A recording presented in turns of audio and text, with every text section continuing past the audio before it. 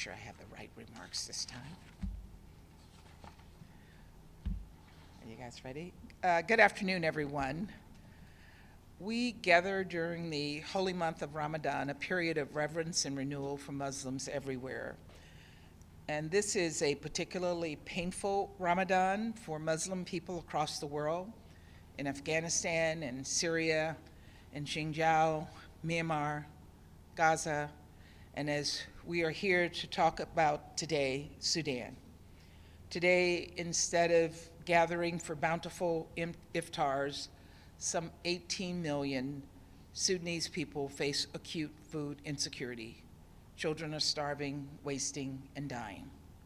Far from their homes and their communities, millions of refugees are praying in overcrowded camps. Clean water is sparse. Measles, cholera, and other preventable diseases have spread. And then there are still those in Sudan, people in Darfur, who wake up not to the call of prayer, but to the sound of gunfire, of shelling, of cries for help. A few weeks ago, the Council came together to adopt a resolution calling for a Ramadan ceasefire. That resolution has thus far been ignored. Nearly a year since this crisis began, the situation in Sudan remains catastrophic, and it is only getting worse. Right now, just 5% of the UN's humanitarian appeal for Sudan has been met. Already, the World Food Program has had to cut assistance to over 7 million people in Chad and South Sudan. This includes 1.2 million refugees, people like those I met in Eastern Chad back in September who struggled to find enough food even then. More than just lacking food, though, humanitarian workers are simply unable to deliver it to those in need. Since the start of this conflict, they've been on the ground, often putting their lives at risk to save people in Sudan, and yet combatants on both sides of the war have undermined them at every turn. That includes the Sudanese Armed Forces, which has impeded the major humanitarian aid crossing from Chad into Darfur. This is literally a matter of life and death. At the Zamzam camp in North Darfur, a child dies every 2 hours. Experts warn that in the coming weeks and months, over 200,000 more children could starve to death. And so we once again call for the SAF to immediately and fully reopen all of its border crossings with Chad for humanitarian purposes, including the Adré border crossing. Should they not, the Security Council must take swift action to ensure life-saving aid is delivered and distributed, including, if necessary, through a cross-border mechanism. Finally, we must and we have to urge the warring parties to stop the fighting and get Sudan on the path to peace, because we cannot hope to alleviate the humanitarian crisis in and around Sudan if we do not address the root causes. In all of this work, we're lucky to have the leadership of the U.S. Special Envoy for Sudan, Tom Perello, who's here with me today. In his role, Special Envoy Perello will advance our efforts to end the hostilities, secure unhindered humanitarian access, and support the Sudanese people in their quest for peace, justice, and democracy. He brings to the role decades of experience working across the executive and the legislative branches of the U.S. government, multilateral institutions, and NGOs, as well as an insight from the time as Special Envoy to the Great Lakes and the Democratic Republic of Congo when I served as the Assistant Secretary for Africa. I'm grateful that Special Envoy Pierrello made time to join us here at the UN between visits to the region, and I look forward to sharing his thoughts with you, so I'll turn the floor over to him before we take a couple of questions. So Tom, let me turn it over to you. Thank you so much, Ambassador, for your leadership on Sudan and other issues around the world. One of the things that I've heard over and over again from Sudanese civilians is that they feel like they were suffering tremendous horrors inside, and those who've escaped feel like they're experiencing it again from seeing that the world has fallen silent and not paid attention or recognized the horrible situation inside. So we welcome the Security Council resolution. the efforts of Ambassador Thomas-Greenfield to raise the urgency of this issue. And that, I think, is our number one message today. We are in a crisis. We are in a crisis that is already fatal for many of the most vulnerable and could get dramatically worse in the coming weeks. This is a time for peace. This is a time for coming together and getting the Sudanese people back on the path that they began in 2019 with such creative means and courage to believe that they could build that beautiful democratic future for the people of Sudan. That's the future they want and deserve. And in all of my meetings, it's been clear that the Sudanese people are very united in what they want. They want an end to this war. They want full cross-border and cross-line access. They want to build the core institutions of a democratic Sudan, and we believe it's important for the Security Council and for the UN and for people around the world to understand that urgency and pay attention to a crisis in a country of 50 million people with more than 20 million already displaced from their homes. And as we head into the rainy season, where conditions could get even worse, now is not the time to pause. Now is not the time to escalate. It is the time for us to bring together those actors who can help pave that path to peace, to humanitarian protection and access. And we appreciate the leadership of those here who are engaged with that, and hope the world will pay more attention to this crisis and help to bring it to a close. Thank you so much. We can take a couple questions. If you don't mind just saying your name and outlet, so that like Perello knows. Thanks, Ambassador. Michelle Nichols from Reuters. Thank you so much for speaking with us. First of all, Ambassador Thomas-Greenfield, what action can the Council take to follow up on the resolution that you said has been ignored? And then last year, we heard a lot about the horrific violence that was taking place, particularly in Darfur. The experts' report said 10 to 15,000 dead in one city alone. What information can you share with us about what violence is happening there now and how the US would describe that? Because, like you said, aid's not getting in, but the media's not there either. So what can you tell us about how bad it is at the moment? Thank you so much for that question, Michelle. And you traveled with me to that region last year in September. And part of the reason I took that trip is because the media was not there. And if the media is not there, that's the reason we're doing this today. The media needs to be there. We cannot parcel out our attention to crises around the world. We have to pay attention to all of them, and I encourage you all as members of the media to pay attention to what is happening in Sudan. The situation is worse than it was last year. We have seen more people crossing into the border. We see a situation in the cross-border area from Chad that is verging on critical, possibly leading to famine. People are starving.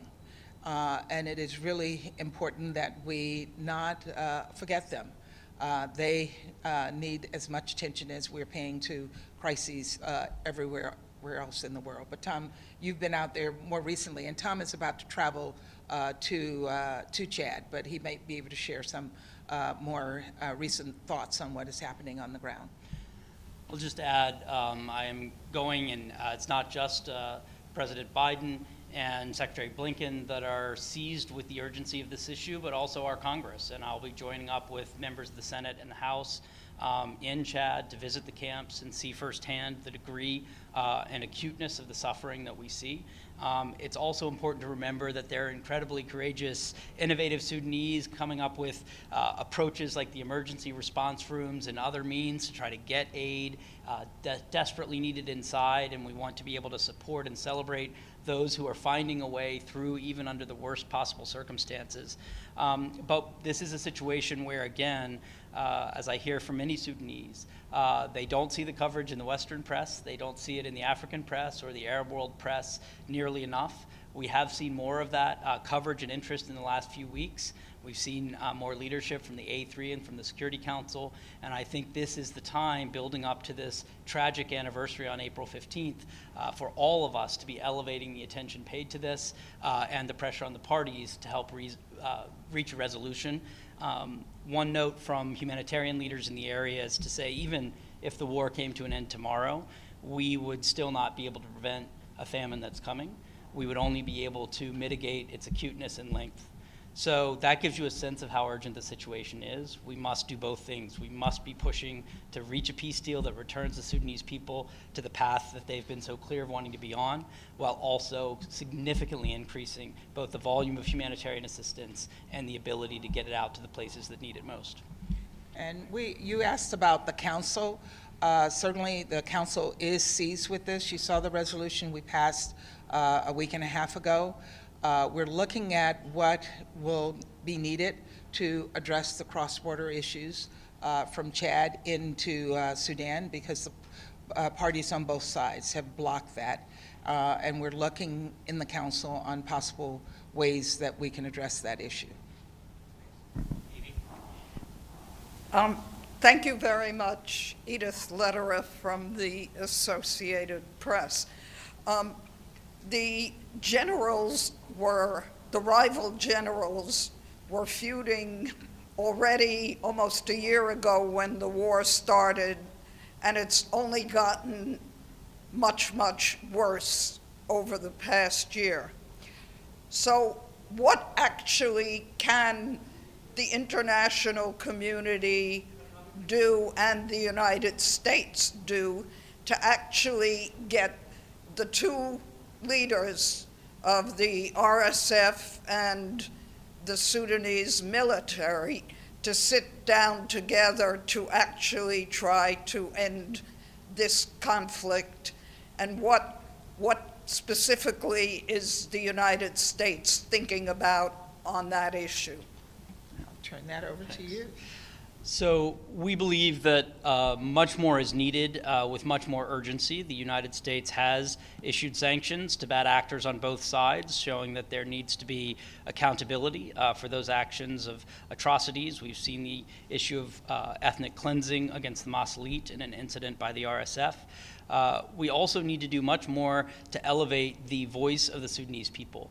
And one of the things that has become very clear to me in this job is that the Sudanese people are extremely united in what they want for their future.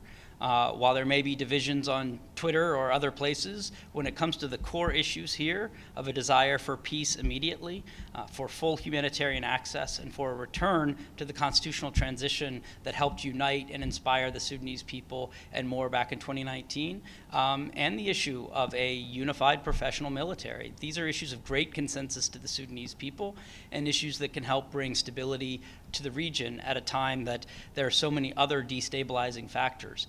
So I think in helping to elevate the voices and the unity of the Sudanese people, I think that can also help pave and shine a light on the path forward, in addition to raising the consequences for those actors who undermine the peace efforts. We have, of course, been very supportive of the Jeddah process and many other processes to push for peace, but we do hope we will be seeing inclusive talks with key actors, a larger number of key actors, reconvened in Jeddah soon. We also appreciate the efforts of the French government to host a donor conference on April 15th to bring more attention particularly to the humanitarian needs. So we are seeing leadership from the AU, from IGAD, and other African leaders in the neighborhood, and as soon as we can bring those efforts together, I think we can create something that really backs the Sudanese people and their aspirations for immediate peace and, again, a return to the path we've seen in previous years.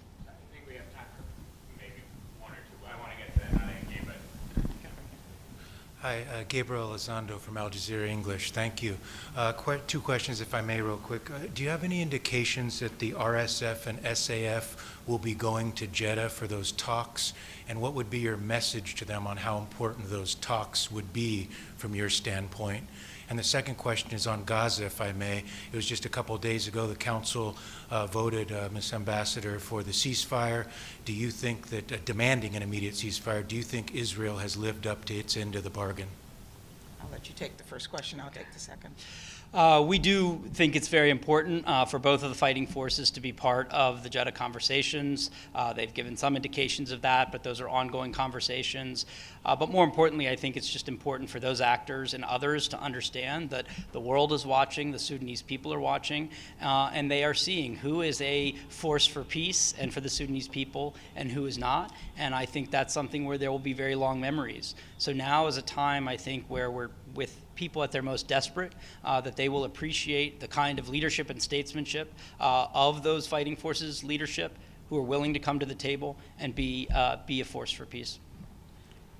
Thank you for that question. Look, the council spoke with one voice on Monday, calling for a ceasefire, calling for the release of hostages, and calling for ramped up humanitarian assistance to be provided to the Palestinian people. Resolutions are important in the sense that they give the sense of the council to the parties that are engaged, and our hope is that the parties who are engaged live up to the requirements of the council.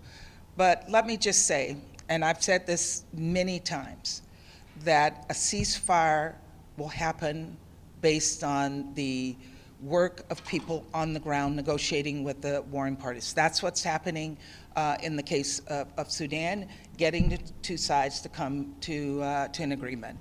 And that we're working on every single day to ensure that there is peace, that there is lasting peace, and that hostages are brought home to their families. Suffering people are, their suffering is alleviated. And we will continue to push for that both in the council, but also in our work on the ground.